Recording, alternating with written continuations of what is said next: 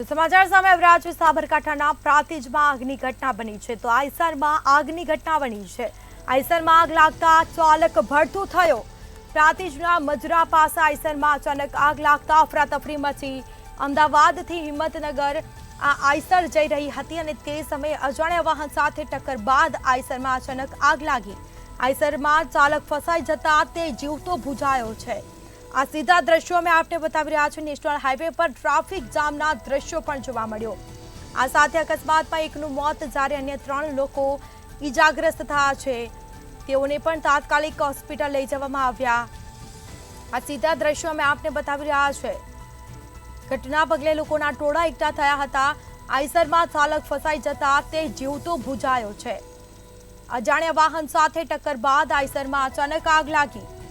અમદાવાદથી હિંમતનગર આ આઈસર જતી હતી અને તે સમયે આ ઘટના બની। પ્રાંતિજના મજરા પાસે આઈસરમાં અચાનક આગ લાગતા અફરાતફરી મચી હતી, જે બાદ ઘટના સ્થળે પોલીસ પણ આવી પહોંચી હતી। પોલીસને પણ જાણ કરવામાં આવી હતી। ટ્રાફિક જામના દ્રશ્યો પણ જોવા મળ્યા। તો સાબરકાંઠાના પ્રાંતિજમાં આઈસરમાં આગની ઘટના બની। તો વધુ વિગતો સાથે સંવાદદાતા દીપકસિંહ ફોન લાઈન પર જોડાઈ ગયા છે। જી, સાબરકાંઠાના પ્રાંતિજમાં અચાનક આઈસરમાં આગ લાગી હતી અને જેમાં એક વ્યક્તિ મોતને ભેટ્યો છે, શું માહિતી?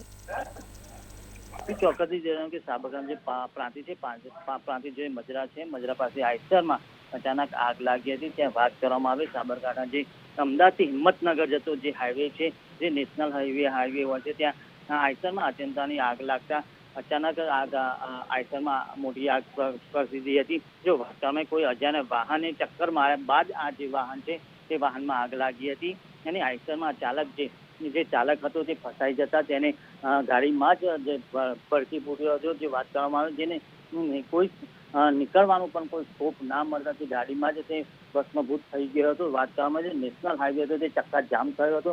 ત્યારબાદ પોલીસ પણ ઘટના સ્થળે પહોંચી હતી। હાલ તો જે ચાલક છે તે ચાલકને હાલ તો સિવિલ હોસ્પિટલમાં લઈ જવા ચૂકે છે। પોલીસ પણ ઘટના સ્થળે છે અને આગળની પ્રાંતિજ પોલીસ ઘટના સ્થળે પહોંચીને આગળની કાર્યવાહી હાથ ધરી છે। બિલકુલ, તમામ જાણકારી આપવા બદલ આપનો આભાર।